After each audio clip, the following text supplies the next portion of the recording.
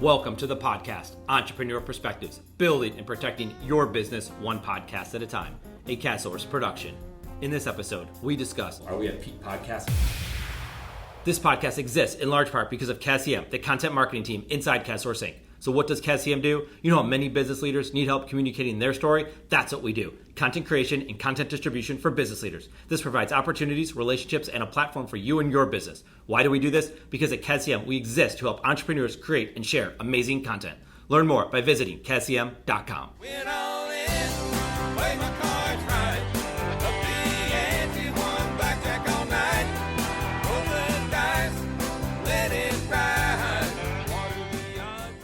There was a recent New York Times article that came out and it talked about being at peak podcast, meaning are there too many podcasts out there? And absolutely, there's a lot of podcasts. And I think just in this last year, maybe starting 2018, the level of new podcasts coming out is just over the top. But in a lot of ways, it's good. I think there's two ways to look at it. So this article focused on peak podcast, meaning are you going to become the next Joe Rogan? Can someone become that? Absolutely. Give it a shot. Do what you can do and see what happens. You never know. There's going to be another Joe Rogan at some point. It might be you. But I think the idea is that for that part of podcasting where you're going to create a podcast, you're going to create content, all of a sudden you're going to get all these advertisers and sponsors and all this other stuff, and you're going to raise a bunch of money through affiliate marketing. Again, it's not to say that it can't be done, but I don't think that's the reason we're talking about why someone would start a podcast. I think someone could start a podcast, and that podcast could have 0 listeners, 5 listeners, 100 listeners, 500 listeners, and you can get a lot done with it. Because here's the thing, you create that audio podcast, and then you can send that out individually to people that might be interested in hearing about it. And you don't have to send it out in the full form. It might be a 30-second clip is the thing that someone else needs to hear. I mean, we've done that at our company where we create our podcast and we create snippets of that podcast and we share that on social media. We share it directly with people, or maybe we share the whole long form version of the podcast. Maybe it's 30 minutes or an hour or even an hour and a half.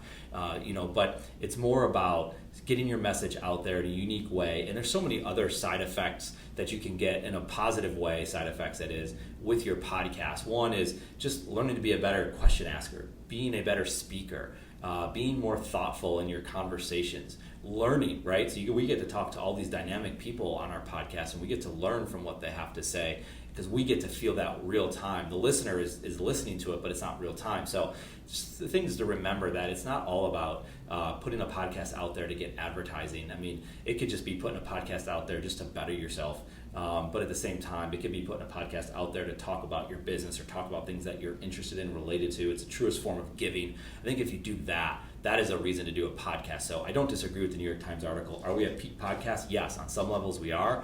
But on other levels, we're not even close to it. I think a business owner today or a business leader, a sales professional, or a young person in college or a young person even in grade school could create a podcast, can do a lot with it that has nothing to do with making money in the podcast. It's taking that podcast and thinking about it in different ways that can create all sorts of opportunities for yourself. What are you going to do with those opportunities? Well, that's the things that you need to think through. But it's the ultimate form of leverage right now, media, but in a genuine way. So you can use that word leverage in a lot of negative ways to try to get one over on somebody, but no, this is leverage in a positive way to help you get better at whatever it is you're doing, help you make introductions with new people you otherwise would not have talked to, which is something we've done with our podcast. I mean, we wouldn't have talked to some of these people that have come on our podcast if we didn't have it. That is a form of leverage, but if we do it genuinely and have great conversations and learn, and maybe they learn something, they get something out of it, and we can help them out, and there's no necessarily a transaction that's involved there. That is what we're talking about. That is a reason to create a podcast. It has nothing to do with becoming, say, the next Joe Rogan and getting a bunch of sponsorship. So again, New York Times article, very good article for what they were specifically talking about,